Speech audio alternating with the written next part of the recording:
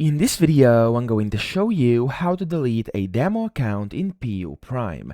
Now, the first thing I must tell you is that you can't actually do it here inside your client portal, so you can't just go ahead, click on a setting button and then delete your account. This is not how that works. However, you must meet specific criteria, okay? And let me actually show you from their help center what you have to do. So you can delete it and nor can they, so they can't help you with doing that. However, if you want to delete either your MT4 or MT5 demo account, you have to do the following. So it says here that accounts with no login history, no trading history, and no account balance, or of course the account balance which is less or equivalent to 0, will be archived if these conditions persist for 90 consecutive days. So that means for 90 days you cannot log in, you cannot trade with your account, with your demo account, and you also must hold an account balance of 0 or less, of course.